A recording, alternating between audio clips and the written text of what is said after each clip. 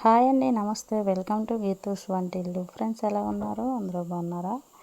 ఈరోజు మనము సింపుల్గా టేస్టీగా మునక్కాడ దోసకాయ ఎండు చేపల కర్రీ ఎలా చేయాలో చూపిస్తానండి. తొందరగా అయిపోతుంది, తక్కువ టైంలో చేసుకోవచ్చు, టేస్ట్ చాలా బాగుంటుంది. చూడండి, ఇందులోకి ఒక పెద్ద దోసకాయ, 10 ములక్కాయ ముక్కలు, 2 టమాటాలు, 1 ఉల్లిపాయ, 5 పచ్చిమిరపకాయలు, 10 ఎండు చేప ముక్కలు 2-3 సార్లు శుభ్రంగా కడిగి తీసుకున్నానండి. ఎలా చేయాలో చూపిస్తాను. చూడండి, స్టవ్ మీద గిన్నె పెట్టుకొని 5 టేబుల్ స్పూన్ల ఆయిల్ అయితే యాడ్ చేసుకోవాలి. ఈ నూనె అయితే కాగాలండి.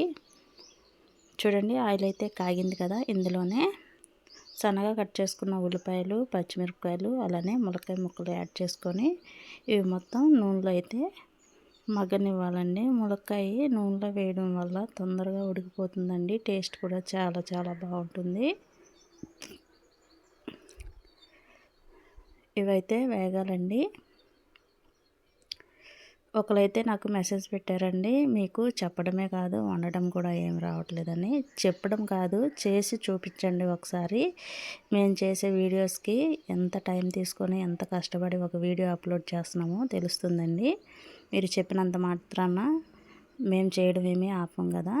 చూడండి, ములక్కాయలు అయితే మగ్గిపోయినాయి. ఒకసారి అయితే కలుపుకుందామండి. కలుపుకున్నాక ఇందులోనే దోసకాయ, టమాటా ముక్కలు కూడా యాడ్ చేసుకుందాము. ఈ దోసకాయ, టమాటా ముక్కలు కూడా చూడండి, దోసకాయ, టమాటా ముక్కలు కూడా యాడ్ చేసుకున్నాం కదా. ఒకసారి అయితే కలుపుకుందామండి. ఈ దోసకాయ, టమాటా ముక్కలు కూడా సాఫ్ట్గా మగ్గిపోవాలండి.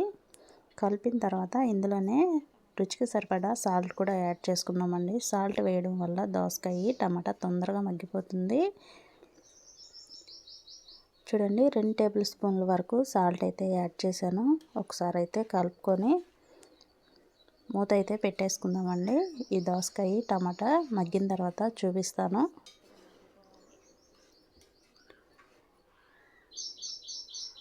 మూత అయితే పెట్టుకున్నాం కదండి, మగ్గిన తర్వాత చూపిస్తాను. చూద్దామండి ఒకసారి. చూడండి, దోసకాయ, టమాటా కూడా చాలా సాఫ్ట్గా మగ్గిపోయింది. ములక్కాయ ముక్కలు కూడా ఒకసారి అయితే కలుపుకొని 1/2 టీ స్పూన్ వరకు పసుపు అయితే యాడ్ చేసుకుంటున్నానండి. అలానే కూరకు సరిపడా కారం కూడా యాడ్ చేసుకుందామండి. 2 టేబుల్ స్పూన్ల వరకు కారం అయితే యాడ్ చేసుకున్నాను. ఒకసారి మొత్తము కలిసేలాగా గట్టితో అయితే కలిపేసుకుందామండి. ఈ మునక్కాడ దోసకాయ ఎండు చేపల కర్రీ టేస్ట్ చాలా చాలా బాగుంటుందండి. చూడండి, చక్కగా మొత్తం కలిసేలాగా కలుపుకున్నాం కదా. ఇందులోనే కర్రీకి సరిపడా వాటర్ అయితే యాడ్ చేసుకుందామండి.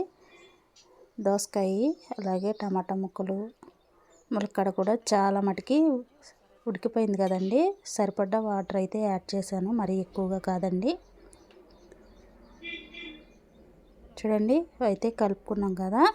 ఇదైతే మూత పెట్టుకుందామండి. సగం ఉడికిన తర్వాత ఎండుచేప ముక్కలు అయితే యాడ్ చేసుకుందాము. మూత అయితే పెట్టుకొని సగం ఉడికిన తర్వాత ఈ కూరనైతే నేనైతే చూపిస్తానండి.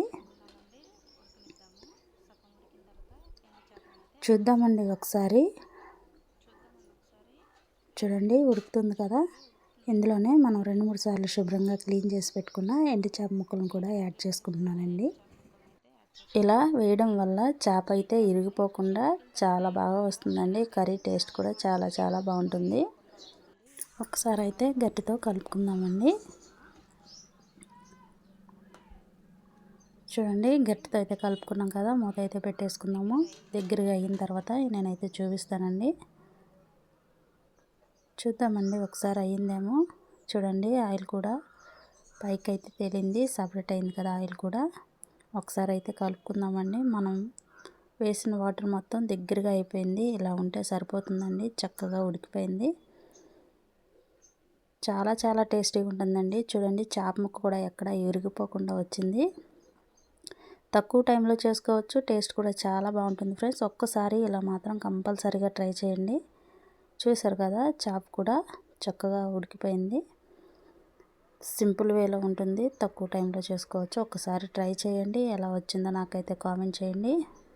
అలానే ఫ్రెండ్స్, ఈ వీడియో కనుక మీకు నచ్చినట్లయితే లైక్ చేయండి, షేర్ చేయండి, కామెంట్ చేయండి. కొత్తవారు ఎవరైనా మన ఛానల్కి వస్తే ప్లీజ్ సబ్స్క్రైబ్ చేసుకోండి. పక్కనే బెల్ సింబల్ ఉంటుంది, క్లిక్ చేయండి. నేను ఎప్పుడు వీడియోస్ పెట్టినా మీకు నోటిఫికేషన్ వస్తుందండి.